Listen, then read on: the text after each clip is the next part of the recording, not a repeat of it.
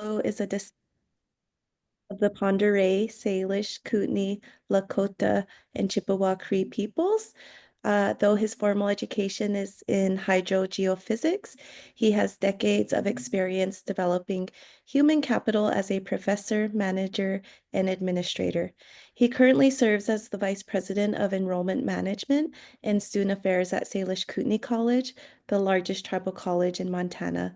Dr. Berthelote has a passion for equity and strives to strengthen the inclusion and empowerment of Native communities. Adam Johnson has several decades of diversified professional experience as a hydrologist, environmental scientist, and earth science educator. He received a master's degree from U of M and has taught at SKC for more than 5 years. From 2005 to 2014, he worked with tribal elders, cultural leaders, educators, and others to develop a culturally relevant geosciences curriculum that focuses on important concepts and landscapes on the Flathead Indian Reservation. The purpose of the project was to enhance local learning outcomes by blending Indigenous oral narratives, tribal traditional knowledge, and Western science. So I'll hand it over to Antony and Adam. Thank you. We would both like to thank Dr. Karla Bird as our host and moderator and the Montana Campus Network for Civic Engagement for this opportunity. We were asked to do this presentation, and it's on an introduction to collaborative research on tribal lands, which is a huge topic. And we decided that we were going to try to do this from two different factors or places, being one is kind of equity and history and where the tribal college and research comes from. And the other one would be some successes. And so, Adam, you want to progress this slide? We're going to kind of talk about some basic U.S. Native statistics, like who we are as Native peoples, Salish Kootenai College, where we are in the state, and then we're going to talk a little bit about place versus perspectives. Both Adam and I come from a natural resource environmental science perspective of earth and water. So we're going to talk a little bit about water data, educational programs, and we're going to really deliver this from the context of natural resources. So just keep that in mind. We could have gone in a lot of different directions, but that's where we decided to keep this. We're going to give you some historical context on research on Native lands, equity concerns for TCUs in general, some success stories, and there's several different ones, particularly the FGEP or Flathead Geoscience Education Project that Adam was integral part of. And then why research on Native lands is so different, community-based research and Indigenous research methods and so forth, and a few takeaway thoughts. Next, Adam. So just in general, Natives are about or less than 2% of the population, but we have about 8% of the homeless rate. 70% suffer from mental disorders. Suicide is the second leading cause of death, about 2.5 times the national rate, particularly among Native youth ranged 18 to 24. 1 in 4 Americans live in poverty. We're greater than 30% less likely to be employed than similar non-natives. Even in the state of Montana, it's not up here, but on our reservation, the average wage is in the 30,000 plus, and yet in the state, it's in the 60,000 plus. So we're half of the average wage when you just look at the state, which our state is lower than the national average as well. 28% of the general population hold a college degree, but only 13% of Native Americans have college degrees. And this is typically from a lack of funding and resources coupled with geographic isolation, which are major obstacles, which is why the tribal college university system is so critical, because it provides that academic resource in these geographically dispersed areas. Next, Adam. So where's Salish Kootenai College? We're located in northwestern Montana. Most of you know where we're at. I see a few familiar names over on the participant list. We are central to the reservation, to the Flathead Indian Reservation. We are the home to the Salish, Kootenai, and Pend d'Oreille people. There's 7 reservations in Montana. We're not the largest reservation, but we are the largest TCU. The bottom picture is a picture of our campus. We sit on about 110 acres, and I think that the latest was about 40 buildings plus housing on it. In addition to that is where we are. So we're located in Pablo, Montana. Next, Adam. You can see here just native lands in general. I mean, obviously, the indigenous populations covered the entire United States at one point. And then as we were pushed from place to place, you can see that reservations happened or were created or whatever you want to say from a historical perspective. And that's the red here. So just hit next, Adam. And what happens is those are typically in the West. And if you look at water stress, that also happens in the West typically. And so reservations are those places where climate is hitting, climate change is hitting the most impact is in reservation lands, and water stress and water management is happening in these locations as well. And Montana is not absent of any of that. As you can see here, there's a lot of water stress in Montana. So this is of critical importance to us. Next, Adam. There are, when I say us, there's 574 current tribal nations that are recognized by the US government. Of those, just a few kind of water statistics here. That's about 100 million acres for all the tribal nations, which is about the size of Montana if you put them all in one lump. There's about 21% of the US stream flow is for the entire United States either connects with or flows through or originates from tribal lands. Greater than 45 million acre feet of water claims each year. 10 tribes in particular on the Colorado River have like 4 million acre feet just right there. And there's a bunch of water facts in here about tribal nations, but there's 39 compacts of the 574 tribal nations that where the tribes can actually kind of in conjunction with the state and the feds manage their own water. And many of you have probably seen in the news where Confederated Salish and Kootenai tribes recently were awarded their compact, or it was negotiated, and so that was like a 1.9 billion with a B dollar compact. And so there's a lot of resources that are flowing in for our tribe and for the state to protect the natural resources and fish habitat and so forth. There are dozens in negotiation that are right now, but it can take an average of like 22 years and involve millions of dollars in legal consulting fees for these tribes to be able to get their water compacts negotiated. And they have to be signed by the tribes, by the state, and by the federal government. 50 tribes have water compact standards. Of the 84 eligible tribes that are out there, including CSKT, we do have our own water quality standards. And so I just wanted to throw you a few facts that are out there. There's lots of tribes. They're not all the same people. So when you say natives, they are native communities, but they're not all the same native community. Next, Adam. In 2010, we developed a hydrology program here at Salish Kootenai College. It was the first of its kind. You can see some data here from 2024, 2017, 21, so forth.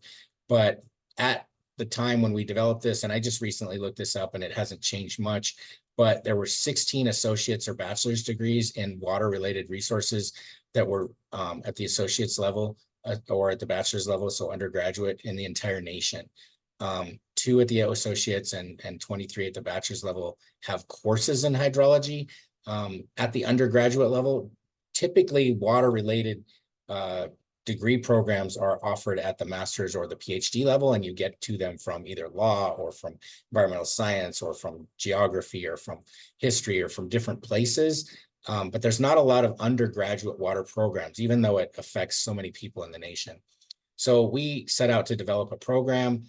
Of the programs that were out there, there were 2 that were, basically groundwater focused or hydrogeology, a couple that are geoscience emphasis, a couple that are environmental science with a little bit of water emphasis and some hydrology stuff. I can tell you that ours is the only one that does chemical, physical, biological, and management of water resources. So it is the only one of its kind in the entire nation for an undergraduate degree in hydrology. And you can see that the graduation rates, when you start to go from bachelor's to master's to PhD, you're less than 1% when you start to get to master's and PhD. And so this is really a concern when it comes to natives. And there was approximately 1.5 native hydrology, I guess you could say, or water resource graduates in the nation when we started this in 2010. And so we have more than doubled or tripled the graduation rate for Native American hydrology students in the nation. Next, Adam. Historical context, this is not the only program that we're first at Salish Kootenai College. In 77, the TCUs were formed. SKC was one of those first ones. 78 associates of applied science and forestry was started here. Currently in 2005 and even to today, SKC produces about 40% of all US enrolled Native American forestry students through our forestry program. So that's a huge program. We've gone from the associates to now a bachelor's level program. We have the only wildlife and fisheries program at a tribal college.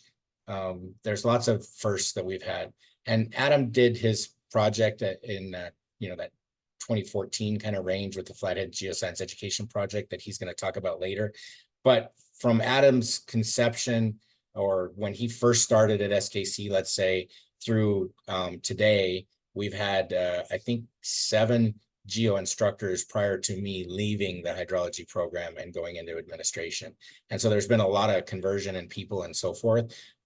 When we built this program, we had 2 native hydrology faculty, basically myself and 1 others that built the hydrology program. Next down.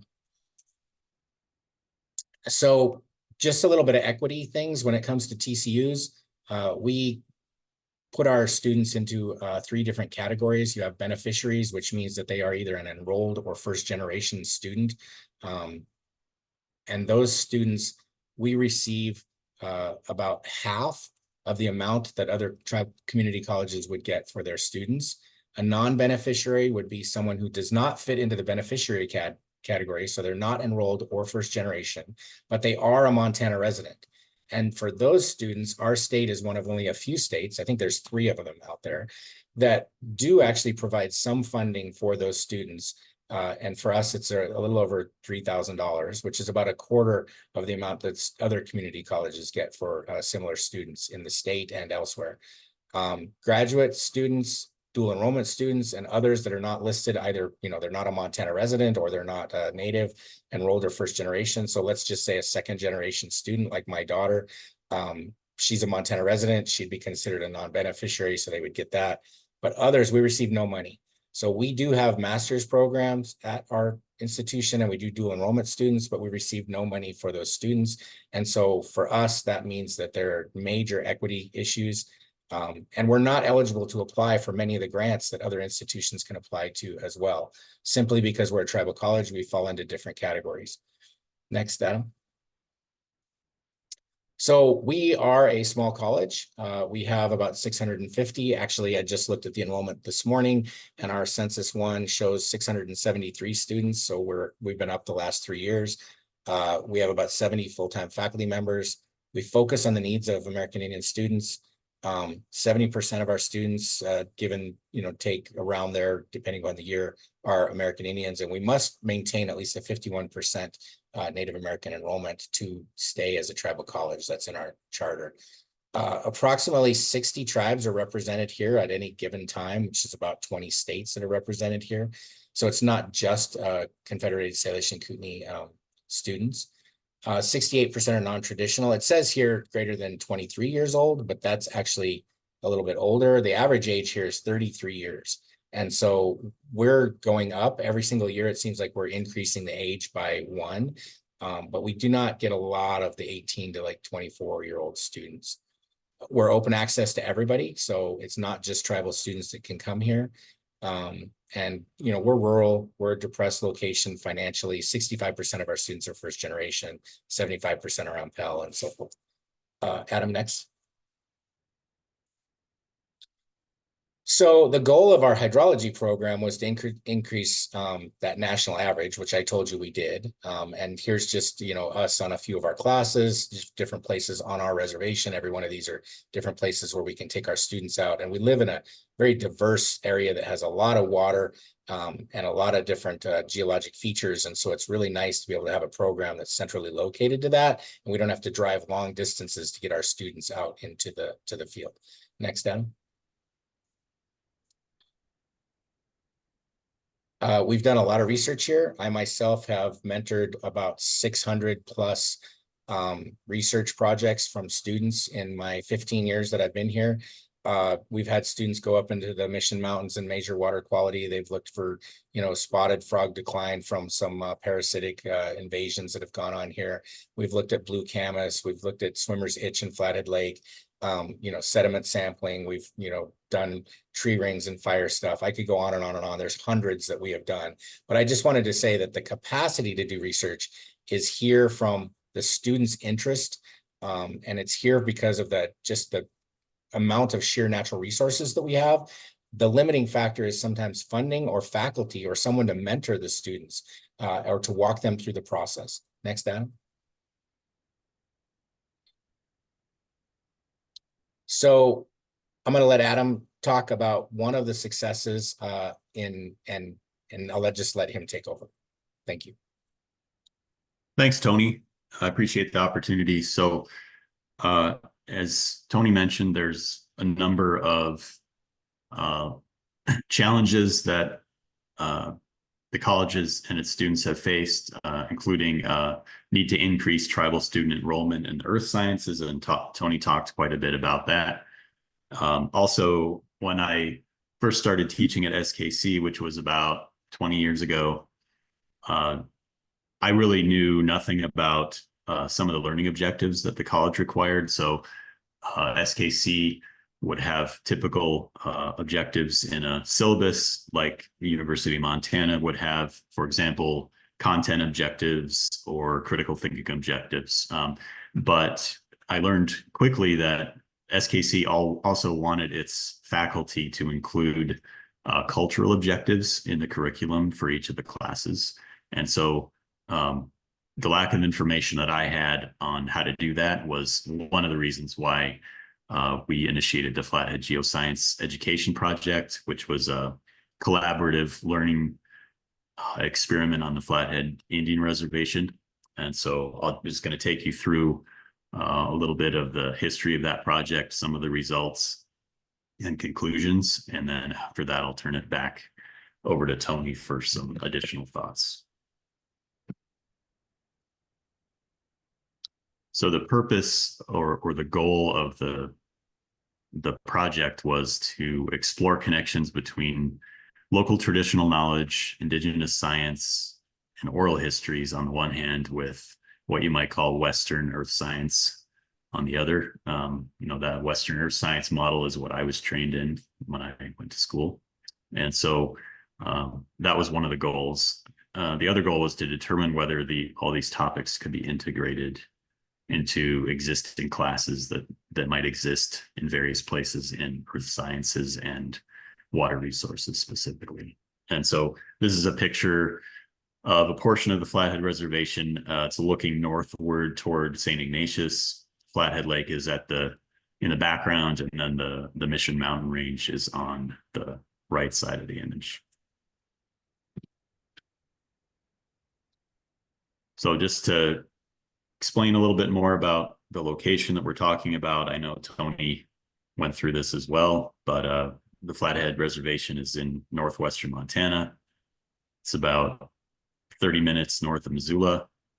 And as Tony explained, there are several different tribal groups that inhabit the reservation, including the Salish, the Klispe, sometimes known as Pend Oreille, and the Kootenai, also known as Kootenai. So all of those groups live together on the reservation. So the methods for this project were numerous. So I'll go through the highlights of those, how we came up with what we were going to do, and then get into some other details. So we met with tribal elders and also the Kootenai Culture Committee, or KCC, which is at the northern end of the reservation, and then the Salish and Pend Oreille Culture Committee, which is near the southern end of the reservation. And when I say we, I'm talking about SKC faculty for the most part. So we had a series of meetings, including before we applied for the grant money that funded the project, in order to make sure there was interest and buy-in and approval on the part of the tribes. We interviewed tribal elders and cultural experts. We went on numerous field trips, which included students from SKC and from high schools, as well as faculty from different institutions and tribal elders as well. And luckily, we had the support of the SKC public TV station, came out with us on field trips, recorded video and audio of those trips, and also of interviews in an office setting. So the entire project team then looked at all the information that had been gathered, reviewed it, shared it, compiled it, and then launched onto a research and writing project, which of which several outcomes came. Well, I'll share those in a little bit too. Basically, a revised curriculum for earth sciences and water resources was developed for local schools. And I wanted to stress too that the collaboration of various tribal groups and stakeholders and individuals was critical to the success of the project. And all of those groups and individuals were participating to develop the educational materials and also approve them. So this is a picture of the lower Flathead River near Polson with the Mission Mountains in the background. And the tan material is, geologists would say that might be glacial lake Missoula sediment. Okay, so I already mentioned collaboration, but I just wanted to delve into that a little bit more. So some SKC students participated in this project, and also faculty in several different departments on campus. The Indigenous Math and Science Institute of the college was a participant, local high school students and science faculty, and then numerous tribal representatives, cultural advisors, language experts. You can see 3 of those on the right: Vernon Finley, Louis Adams, and Mike Dirklow Sr. were key participants in the project. There were others as well. Also had tribal government staff participate, so the Tribal Preservation Department was involved. And then we had earth science experts at the college and outside the college participating too. And then the lower photograph is a field trip near Hot Springs, where Mike Dirklow was talking about the rocks and their significance at that location. And there were SKC faculty there. There were students and faculty from Two Eagle River School in Pablo as well. Okay, so this is a geologic map of the Flathead Reservation. The background map comes from the tribes, so I wanted to acknowledge that. And then, as you can see, the orange dots are field trip stops that were completed during the project over a number of years. All these locations were determined based on meetings, discussions with the collaborators that I mentioned previously. So in a future slide, we'll zoom in on one of those and talk a little bit about local landscapes. And then this is a similar map with an air photo background from Google, just showing the names of the different stops that were part of this project. And as Tony said, the Flathead Reservation is very diverse in terms of landscapes, geology, water resources. So there are certainly other sites that we could have investigated as well. And, maybe that will happen in the future. So what came out of the project? Some curricular resources that I've listed here. So the first one on the photo on the right was a printed teacher reference guide. And that's, as far as I know, is being used by several different schools on the reservation. And then we use some content from it in SKC geology and soil and water classes as well. We also conducted a multi-day training workshop for a bunch of local teachers. We developed interactive Google Earth maps. The DVD on the lower portion of the photo is Google Earth exercises. We're thinking about how to put those online so that the CD isn't required, because Nobody uses those anymore. Short films were created with the assistance of the SKC TV station. That's the upper left DVD, and those are now on YouTube. If you know how to search for them, you can find those films, and so I can help you figure that out later if you're interested. Several different individuals that were part of the project went to conferences and presented the findings and the curriculum. We put out a journal article to try to share the content or the findings a little bit more widely. And a few of the points that I wanted to make about these resources, that they have a lot of local content, both on the Indigenous knowledge and science side, and also on the Western side. There are examples of landscapes and geology, for example, from other places, but the main focus is the Flathead Indian Reservation. And these materials highlight Indigenous knowledge and oral traditions. And so I think that's a key part of the success of the project. And then all the stakeholders that I mentioned on an earlier slide, they were providing feedback and ultimately approving these materials in the end. So their participation was a key part of the project.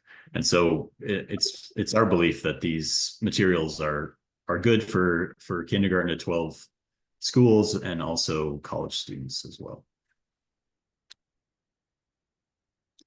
So here's a picture taken in the Big Draw Valley, which I'll talk about in a minute. And this is nearly all of the middle school and high school science teachers on the Flathead Indian Reservation, taking a 2-day workshop that I mentioned on a previous slide. So we took field trips to several of the locations, and we also had classroom exercises and discussions to help integrate some of the material that we came up with into local classrooms.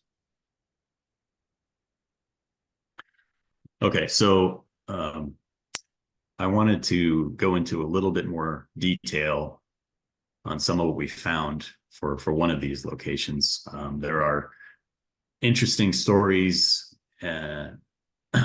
oral traditions, and science at all of these locations, but we're going to zoom in on one of them, and that's called the Big Draw Valley. And there's a black arrow pointing to that location. It's in between the town of Elmo on Flathead Lake and Nyarada further west. And this location is interesting in several regards. First, it's the focus of at least 3 Indigenous stories that talk about the formation of a landscape. I'll talk about 2 of those today. And then in addition, this area preserves some very interesting and obvious glacial features that are related to both erosion and deposition back in the Ice Age. So we'll zoom into that area, zoom in more and more in subsequent slides. So where's the Big Draw? This is a map of the northern portion of the reservation, and you can see some key landscape and geographic features. I wanted to point out that for some of the place names, there are 3 names listed. The top term is Kootenai, the middle term is Salish, and so you can see there are depicted the Flathead River, the Little Bitterroot River, Polson Hill, which is also called the Beaver's Dam in one story, and Flathead Lake, Wild Horse Island, and other features including Chief Cliff and Sullivan Hill. So the black box that you can see there is what we're going to show on the next slide, and that's zooming in even further to just the Big Draw Valley. All right, so this slide has a lot of information on it, but I'm going to spend a few minutes going through it because I think it's important and interesting.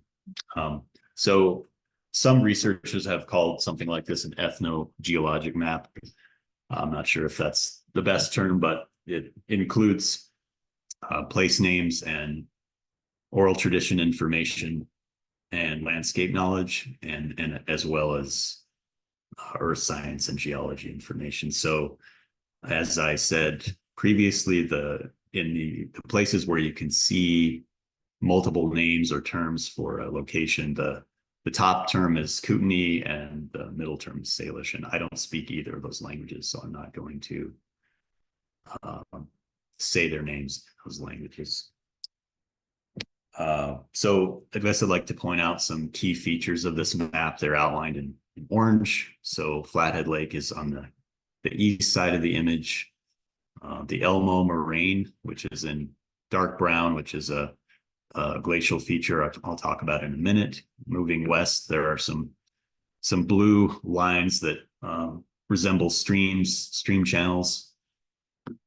There's also the main Big Draw Valley, which is the narrow east-west valley that is shaded in green. And then on the far west left side of the diagram is a place called Sullivan Hill. And then the coloring or shading tells us about the geology of the area. So all the gray hills and mountains are hard bedrock, and all the colored areas are material that's been deposited more recently, mostly glacial material. So you can see glacial outwash sediments in green, the Elmo Moraine in brown, and then a few other types of glacial materials, including lake sediments on the west side. Okay, so I'm going to just briefly paraphrase a couple of oral traditions, and then I will talk about earth science stories as well. So the first tradition that was shared for this project comes from the Kootenai people, and this is just a paraphrase. If you want to see the fully transcribed, or you want to hear the fully transcribed story, you can we can lead you to those materials. Essentially, there was a hawk, and the hawk was angry because his wife was having an amorous relationship with a monster that lived in Flathead Lake on the east side of the map. The hawk ended up battling the monster and shot it with an arrow. The monster then swallowed all the water in the lake. So that's a lot of water, and tried to escape from the hawk. The monster was full of water and super heavy. And so when he tried to escape, he dragged himself westward away from the lake bed. He gouged out the Big Draw Valley. So if you look at the arrows on this diagram, you can see there's a dark blue arrow heading toward the lake to the west, towards Sullivan Hill. So that's a kind of an interpretation of the direction that this monster followed. And then later, what happened is at a place currently known as Sullivan Hill, but with Salish and Kootenai terms as well, and which is at the extreme upper left of the image, the hawk ended up pulling the arrow out of the monster. So all the water from the monster's stomach drained through the valley and back into the lake. And so there are a couple different activities or events that happen there to create this long and narrow valley that goes from east to west. So that's one of the traditions that was shared for this project. The other one is Salish or Kalispe Ponderay, and it involves coyote, and in Salish I know that's pronounced Sinchle. These stories are only supposed to be told in the winter when snow is on the ground. So I'm only going to summarize this very briefly. Essentially, Coyote was digging a stream channel eastward through the Big Draw, but he got distracted and didn't finish his project. So if you look at the purple arrow, that might have been the path of Coyote going from west to east. And okay, so those are two oral traditions. And then this map also shows what geologists think are abandoned river channels that once carried glacial meltwater. And the Elmo Moraine in brown was created as glaciers advanced into the region. The moraine marks the western extent of ice advance during the most recent glacial period. Then when the ice retreated, large volumes of meltwater were created, and that water had to go somewhere and geologists think that it overflowed the Elmo Moraine and headed westward through this Big Draw Valley. So if you look at the arrows again, you can see blue outwash flow heading from the lake toward Sullivan Hill on the west side. And so just to summarize, I think there are very interesting parallels between all these different stories told by tribal members and earth scientists. They have some certain kind of compatibilities or parallels. The details of each story don't necessarily match, but the overall themes have common elements. For example, hydrology, large volumes of flowing water are central to creating the local landscape. And in addition, the tribal narratives are consistent with the notion of firsthand observation of glacial activity in the Pleistocene. Okay, so you can see another black box there. We're going to zoom in once again. And you can see in this aerial photo some abandoned river channels shown there. And the Big Draw Valley is outlined with dashed lines. So you can see the path of the monster, and what geologists think was glacial outflow was toward the west, Coyote's path toward the east. And I think we don't have a lot of time left, so I'm going to skip ahead. But the next slide is from the perspective of that green arrow, so kind of looking to the southeast. So the Elmo Moraine is on the left side there near Flathead Lake, and so you can clearly see what looks like abandoned river channels and just a different perspective to show the paths of glacial water, Coyote, the monster, etc. Findings and conclusions. I'm going to skip over some of these. I think the goal was to blend traditional tribal knowledge, oral histories, and earth science. Some of the ingredients included carefully preparing for a project like this, making sure there's broad participation, as well as some funding and time. We worked on this for quite a number of years for it to be successful, and you can do a lot more of these types of projects as well. And then I just wanted to end by not reading through all these, but just showing that this is the acknowledgements page for the curriculum that we put together. So you can see that how many different individuals and organizations were involved in the project. So I think at this point, I'm going to turn it back over to Tony to lead us through a little bit more discussion about Indigenous research methods. Thanks, Adam. So that was one example of something that really worked. And I think the time component there is really important. There's lots of equity challenges, everywhere. Indigenous lands, it's really critical for us to be able to do research. But many times researchers are mistrusted.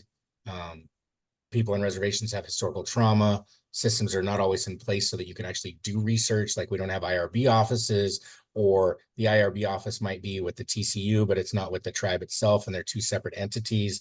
The grants office doesn't exist, or you don't have MOUs in place, or there's not policies or procedures. So sometimes when you approach a tribal entity or a tribal college and you say, I want to do research with you, they might not even have some of those basic things in place so that they can do research with you. So you might have to spend time helping them develop that in order before you can even start doing the research. And some of this is going to be even more critical as NSF and there's a White House letter out. And, if you want to do research now on tribal lands, and it's going through any kind of federal funding, you have to get a letter now from the authorized representative of the tribe stating that you can do that. And there's IRB processes and there's all kinds of things now, but there are federal mandates now that have just started to come into place within the last year, which are going to make it more and more difficult to do things on tribal land. So I just want to throw that out there. Now, I have had 14 years of writing, partnering, managing grants that have provided lots of opportunities for Natives while building trusted partnerships. And I think it's really pushed us in a positive trajectory here at SKC.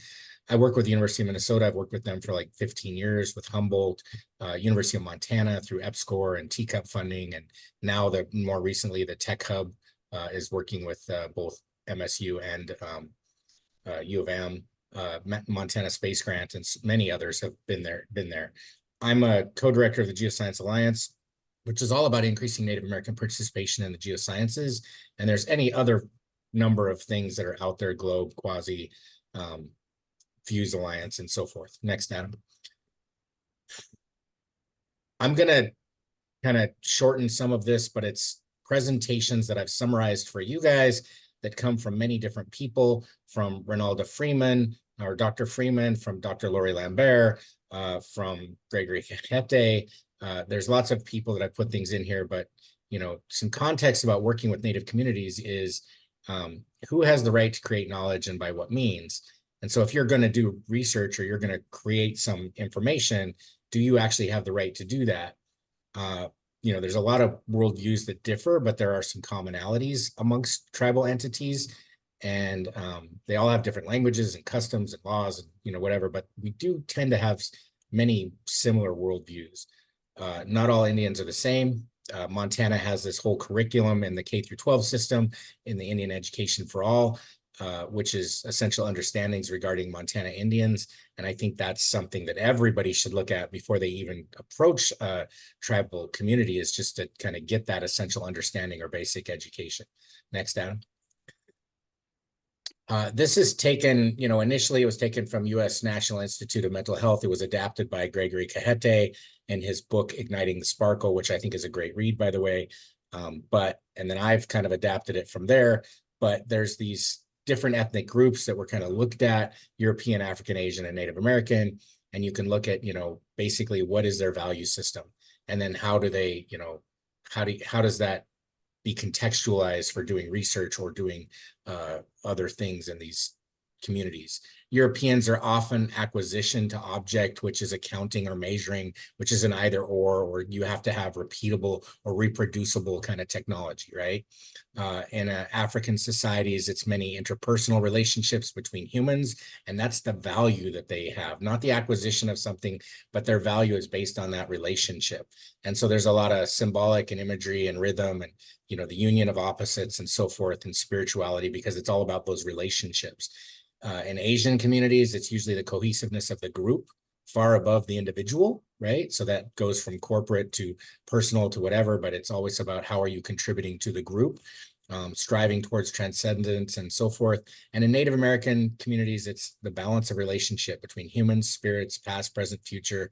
And so there are just these elements that link everything together. And so you give just as much respect to a rock as you do to a human, right? There's not like one over the other, because they're an equal balance of relationships, and it's kind of a harmony or a multiverse. Next, Adam. These values are really important when you start to look at things. When you do research on Aboriginal lands, many times research is a dirty word. It's taken by that from natives. So it's been done without permission. It's been done without consultation, without involvement of the people, without respect. And basically, Indigenous peoples were just objects of curiosity and subject of research to be seen, but not asked, heard, or respected. And you can see from Adam's research project that that's the opposite approach that he took, is like, be inclusive, right? Make sure that you spend the time to do what you need to do. Next, Adam. So research should come from the heart. Why are you doing the research? You need to understand and be sensitive to the culture of the community and the tribe. The tribe or the people should set the agenda and collaborate with the researcher. So there's a whole slew of books and research and presentations or whatever on Indigenous research methodologies, alternative ways of thinking about the process. But you really need to include relational accountability, respectful representation, reciprocal appropriation, and rights and regulation. And if you guys want to learn more about this, there's a lot of literature out there on it. Next, Adam. I'm going to kind of go fast because of our time limits here. Here's a couple of different models that are out there. The one on the left comes from the Willow Project, which was done with SKC, University of Montana, and others in the state. But it has the 6 R's, an Indigenous framework, which has relationship, respect, responsibility, representation, relevance, and reciprocity. And so this is like, you really need to think about that. And the one on the right comes from Lori Lambert's book, Research for Indigenous Survival. And that one, it came from SKC's College Press, but we call this the spiderweb model. But it really has ethics of respect, tribal protocols, ownership and sharing. But it's really about Indigenous is coming from a place. Why you want to do the research really matters, not just because I got a grant or I got money or this or that, but are you actually helping the community? Are you helping them overcome trauma? Are you helping them manage their natural resources or whatever it is that they need? So ask them what they need and then figure out a way to help them. And that's the research that's really counts. Next, Adam. Does the research empower the community? You should be asking yourself these questions. So this is the introspection from you, the researcher. Does it continue to self-determination? Does it promote recovery from historical anger, loss, esteem, loss of tribal identity? Is it protecting the natural resources? Does it have contribute to cultural values? And you have to ask yourself who owns the data. And just in general, again, why am I doing this research? Next.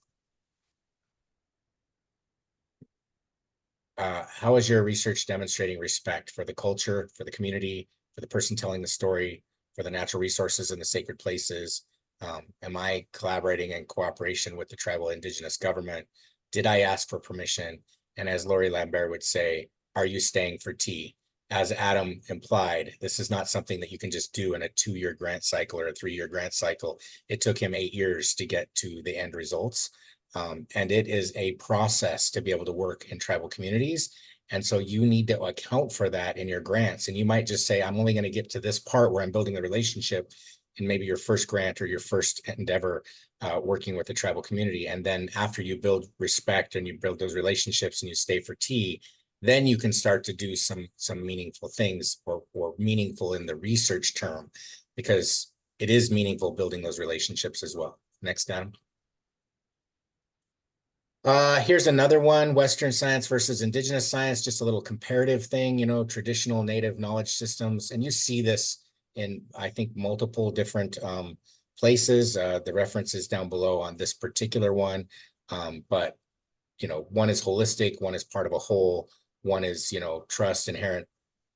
trust for inherited wisdom, respect for all things. The other one is skepticism, right? And there's this kind of interflexion of like, what is the native knowledge system? What's the Western system? And then where is this common ground where we can actually do research in an indigenous kind of way that actually can then be overlaid onto a Western science paradigm?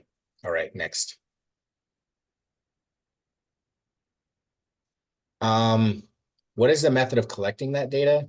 So many times stories told in sharing circles or interviews with leaders, visits with elders, oral histories, field observations, one-on-one visits, not just a grab and go, not just I'm going to come in and I'm going to look at something and it's going to be some static thing that I'm going to look at and then I'm going to leave and say that's the way it is, because many times it's not static and there's a lot of temporal variability in things. So you really need to, again, stay for tea, create those relationships with the land and with the people. So it's all about relationships. I want to just kind of reiterate that. Moving on. Next, sorry. One example that I would give you that I'm taking this directly from Laurie Lambert's work and from her actual tribal people is crafting a Micmac potato basket. And you can go on YouTube and you can, YouTube, how do I make a Micmac potato basket? And it'll tell you exactly this is what you can do and you can recreate it and it will look exactly the same. But when you're creating it in a tribal way, it's all of the knowledge of that tribe and community. The stories are told on how do you go to the forest to gather the black ash tree, what songs to sing as the tree is cut down, how to pound the trees so the growth rings separate. The stories are told as the basket is crafted, which all have values based in them and learnings and stories. The epistemology of the tribe or the community you work with, their ceremony, their context, their place, they're all relevant. And so you're not going to get that from a YouTube video. You have to actually be there and talking with the people and singing the songs and learning all of those processes and not just going and buying the supplies and making the basket. It might look the same, but it's not the same. And that's research is the same way. You can do it a quick and dirty way, or you can do it the right way, which actually has the meaning behind it and actually helps the people and the tribe and the community. Next down. So another big deal is who owns the data. And it's not the researcher, you're just borrowing it. It's not the professor of the university, the government. And there are some rules and regulations out there now that are saying that if you work with data and you have federal funding, that therefore it must all be public and made public. And, this is a contentious subject right now, because if you're working with tribes, the tribe own the data and you're not supposed to be able to make all of that public. So this is actually going to put a damper on us being able to work with people, because we cannot abide by the federal regulations that say that you got federal funding to do this, therefore it has to be public, but yet you don't own the data. And so this is a back and forth thing that we're doing. Anyway, there's rules and regulations that are out there, but just know that the research should belong to the communities and the people that you're doing things with.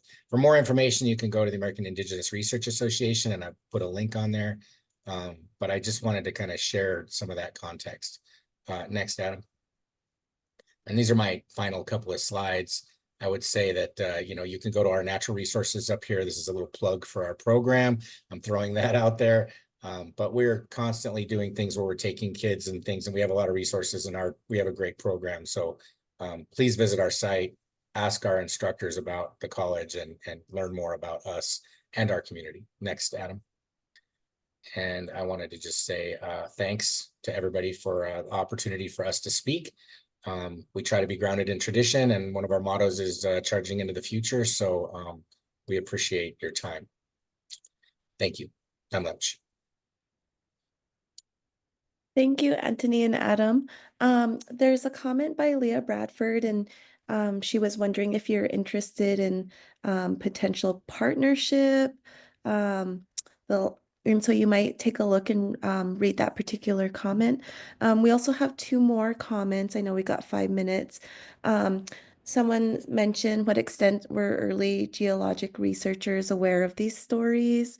And if was this knowledge already integrated into Western perspective? Adam, I'll let you handle that one.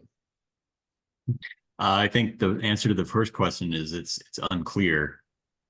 Some of the stories that we included in the project were told by people who were experts and elders in the community today, and other stories and oral traditions that we came across and included were mentioned in books or included in archives. And so some of those were available probably more than 100 years ago. So I don't know to what extent they were aware, but I doubt that information or knowledge was previously integrated, but I can't say for sure. And often when it was integrated, it was taken. So someone would come in, they would hear a story, they would publish something, it would go out in a book, but the permission for that was not actually given. And so many times that was taken from the communities without the permission. And other research projects just came in and did what they needed to do, geologic and otherwise, without even the knowledge of the community knowing that they were on the tribal community doing the research. And those were always published elsewhere without giving back to the community or even coming back and presenting findings to the community. The way in which you present the findings of the research is almost as important as how you do the research, because many times you can even have partnerships and do things, and then you publish it in some, journal that no tribal person is really going to read, right? And so you need to go back, you need to present it to council, you need to present it to the people, you need to do a Esri story map, or you need to do something of some nature that actually works for the community so that they can use that. And there's some longevity there, other than a book or a publication that nobody's going to read or sits on a shelf somewhere. Not that those are bad. I'm just saying that, that's how it was historically. And Karla, can I just say that you mentioned somebody was asking about partnerships, but I cannot see the chat. So you might, whoever that is, just please reach out to us, and I would be happy to have a side conversation or answer that separately. Yeah, so it was actually Leah Bradford. Leah said she's the Tribal CRES Region 8 for the Alliance for Tribal Clean Energy and MAPTCC, MSU.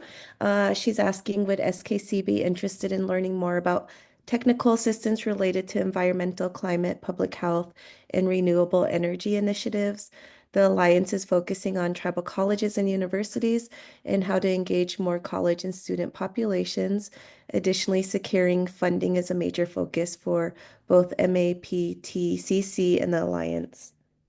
The short answer is yes. Please reach out to us. We're always interested in partnerships that help our communities and our college, so and our students. So the short answer is yes, but let's talk offline so we can learn more. So we have a question from Anna Claire. How did you approach building the relationships to begin with? What challenges did you run into while developing the partners for your research? Um, and a thank you for sharing helpful context. We also have another question from Robert asking if could a glacier be considered a monster according to oral tradition? So two questions there. Tony, you want me to try to take one of those, or? Yeah, sure. So the first one was, I think, how we approach building relationships was something that I mentioned in one of the first slides when I was talking, which is approaching the culture committees. So the Kootenai and Salish Kootenai culture committees, they have regular meetings. So we were able to get on the agenda for those meetings.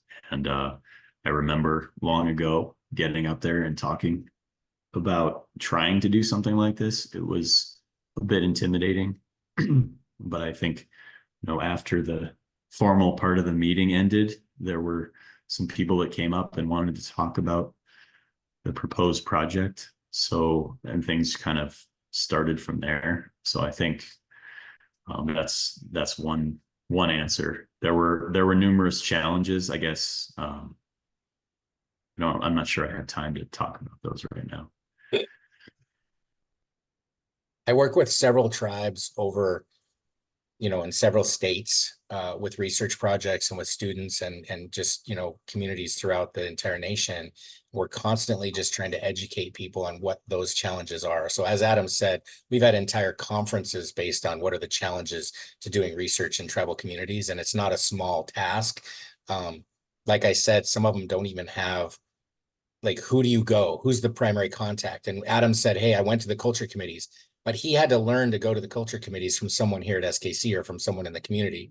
So even knowing, like, hey, I want to work on the Blackfeet Reservation, or I want to work on, up at Stonechild with that tribal college, who do you go to? Who's the contact? And many times people conflate, like, what's the tribe and what's the tribal college, right? Or you have multiple tribal entities. So we have a culture committee on the north side of the reservation and one on the south side of the reservation. And so how do you get that information? And it's not always out there. You're not going to find it on a website or something. So you have to build a relationship with a local person. And then the local person will tell you what they know, and then you'll grow from there. And then maybe you go to one, and then they're saying, well, maybe you should go to the other one as well. And then you might have to go to tribal council, and then you have to start the IRB process. And then there's a data thing. What I'm saying is that's just ours, and there's different ones at every single place you go. And it really is about building relationships. I did not know how to emphasize that any more than just that. You're not going to find the information you need unless you build relationships. And sometimes one of the questions that was in my slide, I kind of skimmed over it, was, is the information that you're getting from that individual you're building a relationship with even accurate?